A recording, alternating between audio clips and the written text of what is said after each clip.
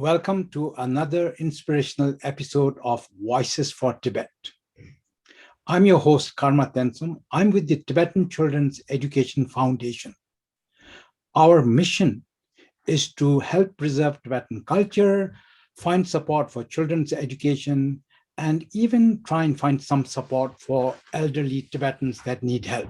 I'm really happy that I have another longtime TCF friend and board member with me. Her name is Carina Wilmot.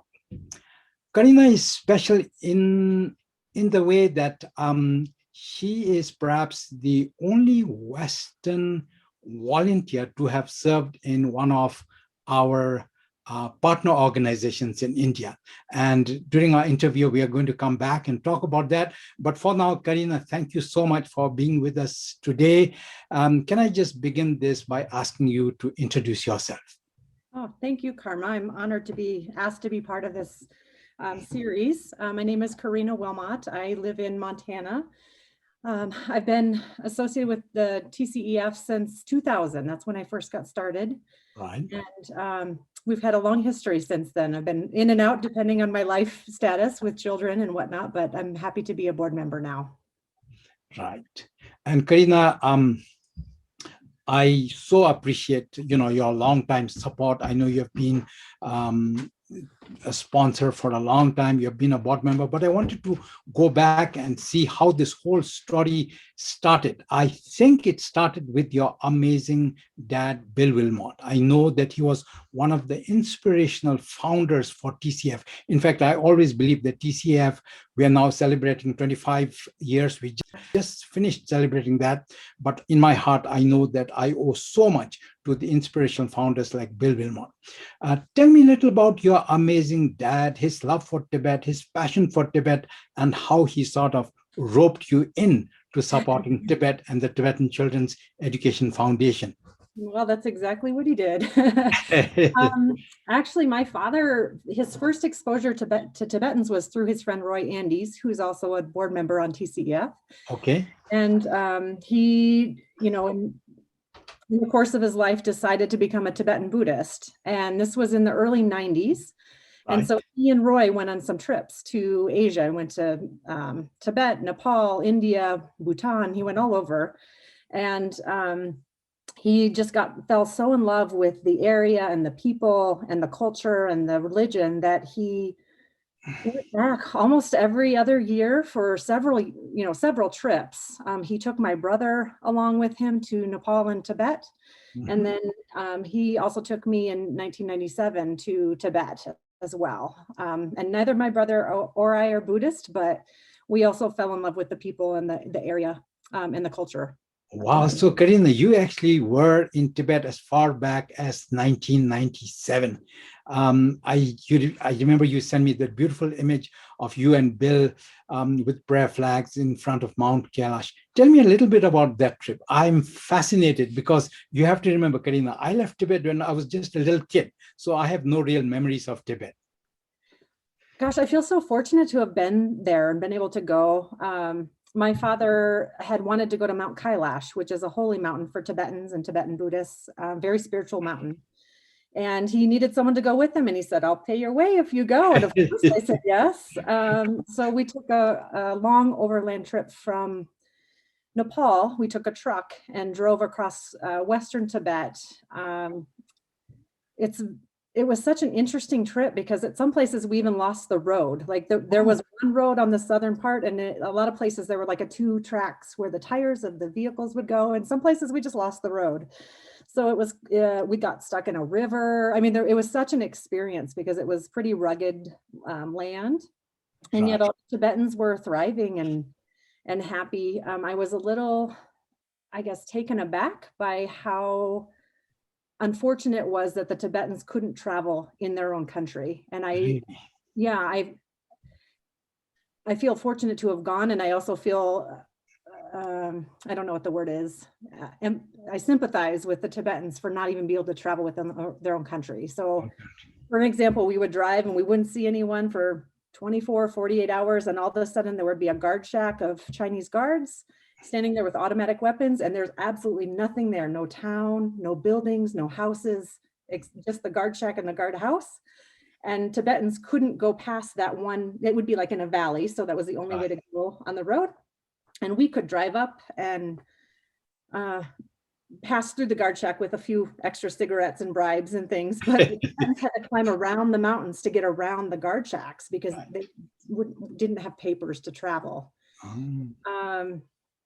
Yeah, it was just amazing. So Mount Kailash, there's a belief that if you go around the mountain, you circumambulate the mountain, that it washes away your sins of a lifetime.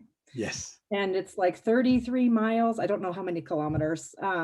Right. But my dad wanted to go around 3 times. And so the first 2 times we did it like American style. We had yaks carrying all our gear and all this equipment and heavy things.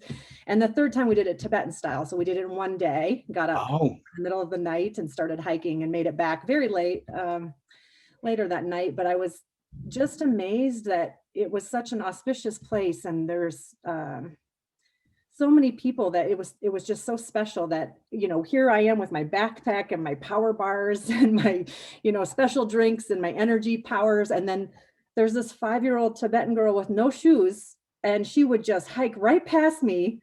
And, you know, we kept passing each other because she would take a break and then we would pass her and she would pass me. And she had, I think, 3 or 4 suckers all day. They had no food, no water, no bags, everything came out of the pockets of the Tibetans because they had hidden pockets everywhere inside their yes. Traditional garb. But I was just so amazed that a 5-year-old could really, you know, kick my butt, really. So. Hi, Carina, thank you so much for sharing that. That was so special. And while we are talking about Mount Kailash and those deep Tibetan pockets, I wanted to tell you that I also did a circumambulation, the Tibetan style, around Mount Kailash, but I cannot take any credit because I did it when I was a really young child. And my mom, she actually carried me across the circumambulation path or the Kora in the deep pockets of her chupa. So, that is amazing. So we have another thing in common, Kora around Mount Kailash. Yeah.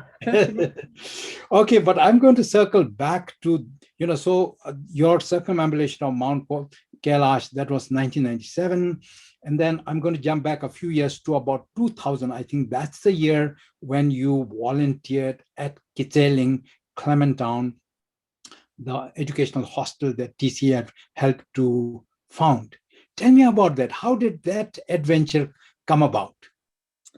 Well, obviously my dad's encouragement. I mean, he'd been involved since TCF started. He'd been sponsoring, I don't know, he's sponsored several children at a time. So I'd been hearing about TCF since it began. And I was just finishing up my first job after graduate school. I got a degree in intercultural communication. And so I wanted to go overseas and was tired of living in the big city, so decided to make a change. And I started looking for opportunities anywhere outside of the US just to see. And I had talked to my dad and he said, well, why don't you go to Clementown in India and be with the Tibetan refugees? And I was so impressed with, you know, his passion for it. I mean, he really just said, if you're not going to do something, you know, if you're going to do something, do it well. And that's what he did with TCF. He really was a proponent for it and really pushed it and encouraged people and family and friends to support a passion that he had for Tibet. And so I think I took that to heart, and I knew that, Karma, that you would be there. And at the time you were living in Clementown. So I knew I would have someone to, you know, take care of me. And it was a perfect time in my life to go somewhere where there was just room and board and be a volunteer. You know, it was just fortuitous that it worked out that we were able to get a permit for me to come. That is right. Eventually, it took a while, but eventually we got a permit for me to come. Yes. It's so interesting, Carina. I remember that we had to get a special permit because the Tibetan settlements in India, you have to get a special permit called a protective area permit. And those are like not difficult, but they're idiosyncratic. Like, you know, you don't even know why you get it or why you don't. And I remember, you know, in your case, we got it and we were saying, oh, ask me, in case there was, you know, someone wanting to know whether you had the permit or not. Yeah, nobody ever asked to see the permit, but right, nobody ever asked. It for a year. I don't know if you remember that. We tried to get it for a full year. And then when I got there, they said, well, you can only stay 4 months. Right. And we were at the whim of the Indian government. So that's all I was allowed to stay. And it was, Right. I wasn't able to stay longer on a tourist visa either to make that work, but I was Right. fortunate to have the 4 months there. Right. But I think, you had a really special time there. I do know for a fact that the children absolutely loved having this blonde, blue-eyed personality in the midst of that Tibetan settlement. Tell me, what was it like for you? I'm trying to, like in the future, hoping that, we can get more people interested to volunteer, to serve in these institutions like Kitseling. What was it like for you as a volunteer? It was life-changing in the sense that I'd never had an opportunity to be fully immersed in another country. I mean, I had studied abroad in undergraduate school, but it was different because I was in college classes with other college children. I wasn't living with a specific community of Finnish people or anything when I was in Finland. So it was really nice to be in the Tibetan community. Even though I was in India, I felt like I was more in a Tibetan area because True. yeah, it was a separated colony. And so it was all Tibetans in that area. And I spent most of my time True. with Tibetans. So it was really nice to just hear the language and eat the food. And I know we had a lot of Indian food too, but Tibetan food, and just to see, the interactions. I'm amazed at how kind and loving the children were. I mean, I saw no fights or arguments or me, or, and when I was there, it was the very beginning of, Kitseling, the children's hostel where the children lived, Right. was built, but it was still smaller. I know we've expanded since then, but at the time it was just bare bones, right? You're providing housing and food and clothing for the children. And I was so taken aback by the fact that I think at one point there was 8 or 10 children playing together, and they had a soap dish on a string. And they just took turns, and that was the only toy, and they were having a blast. And I thought, this would never fly in the United States. Right. I don't think people realize how fortunate we are. And it was eye-opening for me and really good for me to see just how another culture could have so much less, but be so grateful and open and kind and giving and loving. It was, yeah. And also, a lot of Americans, we're considered an individualistic society, right? Everyone thinks about the me and that, what's your career going to be and what's your, all these things are about me. Where do you go to college, or how do you spend your life? And in Tibetans, it's more about the group, right? How is the colony doing, or your group or your family or your community doing, and less about the me. Karma, you're a perfect example of that. You got higher education and did that, but then you brought it all back and you've spent your life focusing on your community and building your community up. And I'm just so grateful to have been a part of that over these years. Oh, Carina, thank you so much for your kind words. And I have to say that the Kitseling children absolutely loved you. I know that their English palpably picked up, because when we talk among ourselves, it's always in Tibetan. And since you didn't speak Tibetan, when they had to approach you or be around you, they had to speak in English. And so we had girls like Diki or Nima, some other of these girls, those girls who were closest to you, I felt that, they spoke in English, at least picked up a amount of fluency and comfort. So I really appreciate the time that you spent in Clementon. But now I want to move, and then, from Clementon, Carina, we both find ourselves here in Montana, and you have been supporting this foundation as a board member. And, here in the West, trying to run a small Tibetan nonprofit has challenges of its own. We both, share this. But for someone listening in, and trying to get a sense of what are the challenges that a small nonprofit with a heart for Tibet is. Can you just from the top of your head think about some of the challenges that we at TCF have faced, number one, and then in spite of those challenges, what do you think are some of our triumphs, so to speak, some of our successes?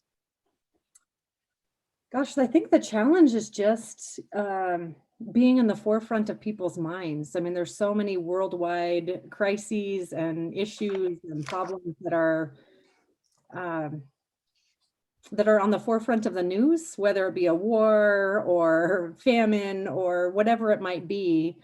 And I think people don't understand that the Tibetan plight has just been ongoing since I I'm not a historian, but in 59. Yep. 1959. And so it's been kind of like a long, slow road.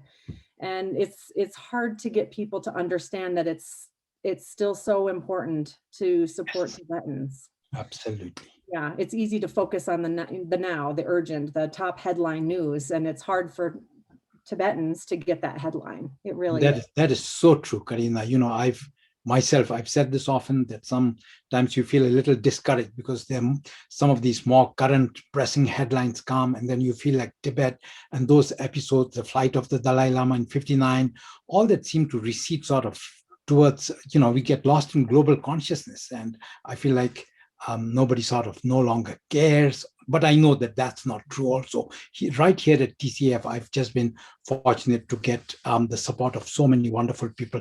But Carina, last year, we celebrated 25 years. And when you look back, what do you think are some of our best triumphs? Oh gosh, there's been so many because it's been a long time, right? So some of the children that I met when I was there are now full-grown adults. They're married, they have jobs, some of them gone beyond high school, and they have professional careers, which is just amazing. Because in 2000, most of those children that I met, most of their parents were sweater sellers, which in India, they travel around when it's cold and sell sweaters. And so they would have to take their children with them. And that's why they weren't able to stay in school. And most of the parents were illiterate, at that time. And so it's just been such a big shift now to having that generation now be business professionals, having careers and supporting their families and just making such a difference. I think some of the things that I'm really proud of that we've done as an organization is we've been able to add some focus onto Tibetan culture and Tibetan language. We were able to help the kids, the school hire a teacher specifically for that, because of course they have to learn Hindi because they're in India and that's what they do, and they learn English because that's how they learn the sciences, and that's also a good language to have. So they're trilingual, right? Because they also need to know Tibetan, but I think it's a great triumph that we've been able to incorporate and make sure that they understand that the language and the culture is as important as math and sciences, or more importantly. But that's a good one. And then I think the other thing that's happened is now, because we've gone so long, now we're at the point where we can have Tibetans also help Tibetans, because there's a lot of people in a position to help each other, and that wasn't the case 25 years ago. I mean, the Clement town, there was not that many people that were wealthy or in a position to help each other. They were just trying to get by. And now there's Tibetans, either whether it be in Clement town or across the globe, that have the capability and the resources and the energy to give back. Absolutely. And that's so true, Carina. And I've been fortunate to be able to follow the lives of these children. We talked about Bill Wilmot being a wonderful TCF sponsor. One of the girls that he sponsored, Kimi Yudin, recently sent me an inspirational video. Tashalek everyone, my name is Shimiede and I was an ex-student of Kizling Hostel. I was sponsored by late Mr. Bill Wilmot, and for that I'm always grateful for his work. I also wanted to thank Abakama and to all the staff members who had played such important role in my life. Today I have accomplished my general nursing degree, and I have done my post-bachelor soon after that. And today I'm working as a staff nurse in India's finest hospital. And I think we shared it at our 25th anniversary, but she's now a team leader and a registered nurse at Apollo Hospital, which is, one of the top hospitals in India. And it's not just that she's a registered nurse working there, but she was just so articulate. She was so inspirational in her message of wanting to give back to the community. And so that's exciting for me, is to sort of keep a track of these kids who have been sponsored, who have been part of our lives, and see them flower and give back. Remember, Crystal's sponsored son, Crystal Waters Jensen, now actually is a board member for TCF. So even if I say so myself, I think we have touched the lives of many children. And of course, as a board member, you have contributed greatly to it. But looking forward, and I don't want to get too ahead of myself, but Carina, as one of our young, dynamic, intelligent board members looking ahead, I'm taking advantage of being on camera with you to ask you, what is your vision for TCF? What is your best hope? What do you want Karma and our team to achieve, let's say, in the next 5 years? I think a lot of it is just building on what we've started. A lot of what we've done is going from basic needs of Tibetans. You can't, if you're not eating, you can't study, right? Or if you don't have clean facilities, you can't focus Sure. on learning English or science or math. And so I think a lot of the communities we've been in, we've gotten past that point, but there's still other communities that may still be in that position where they just need basic resources to be able to have an environment where they can learn. Mm-hmm. And so I'm interested in seeking those out, I guess, and finding more places that just need some of those basic resources. And then also just to continue focusing on the language and the culture piece of Tibetans and keeping that a part of the curriculum so that they learn that, and that, because it's just so easy to get lost, especially now with cell phones and technology. It's probably really easy to have that not be in the forefront. So I'd like to keep True. that in the forefront as much as possible. And that is so true, Karina. And, we know that we have this Tibetan culture transmission project, which we are going to start this year, where in a way, we are doing exactly that. We know that, Tibetan children's lives, they have cell phones, Bollywood, Hollywood, all these competing interests aside from Tibetan culture, but we are going to make some fun, entertaining videos that actually teach them Tibetan culture. So I'll try and, keep your points in mind and try our best to transmit the culture to the children as much as I can. Okay. And then, Carina, I wanted to, so all that about TCF was very useful, but on the Voices for Tibet program, I always I try and make the canvas bigger and ask about Tibet as a whole. So as a person who has genuine empathy and support for Tibet, and you may have already said part of it, but what is a good reason in this day and age? What is a good reason to support Tibet and Tibetans? Well, I probably have more than one, but I just have a lot of compassion for a society that places the group and the collective over the individual. Yes. And I think it's nice. It would be helpful for at least Americans or people in a position that's similar to mine to understand that there's no safety net for Tibetans. They don't have social services. They do get, land from the Indian government and a place to live, but they're not, there's no system like we have here with Social Security or Medicaid or elder services or anywhere to go. Absolutely. And so we are their safety net. And I know there's other organizations that also support them, but I feel like we're an important part of every phase of their life, from kindergarten all the way up to being an elder and being retired. If once you're retired, there's no way to get help or support or services for these Tibetans. And so just understanding that we have so much in the US that we take for granted, I think, and don't realize that there's other societies that don't have that. I went skiing this weekend, and one ski ticket is the same cost, actually more than sponsoring a child for a month. And this child, the money that, I still sponsor a child, and it pays for their food, their clothing, their school books, their art projects, and their tuition. And it covers everything they need for the course of a month. And mine was one ski ticket, or, going to one fast food restaurant with my children. Right. And so it's not much of a sacrifice financially for a lot of Americans to support a Tibetan. Right. Yeah. Right. So thank you so much, Karina. See, that was such a wonderful plug for Tibet. I can see that your support for Tibet is palpable. I fully agree with you that supporting a Tibetan child can make a fundamental difference in their life. So thank you for being a TCF sponsor. And then to everyone, I really wanted to make this pitch that as a Tibetan, we are going through the darkest period in our history. And so I always make this pitch that the time to support Tibet is right now. And if it is through the Tibetan Children's Education Foundation, we would be so honored. We've been doing good work for about 25 years. I know we do good work, but it doesn't have to be through TCF. If you are politically inclined, there's the International Campaign for Tibet out of Washington, DC.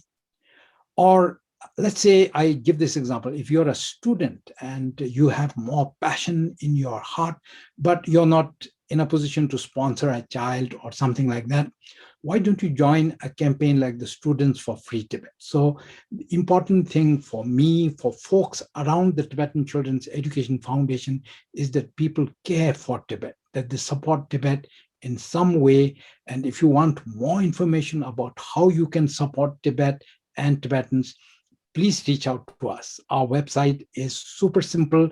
You can catch me on my email. I'm going to give all that information at the end of the video. Thank you, everyone.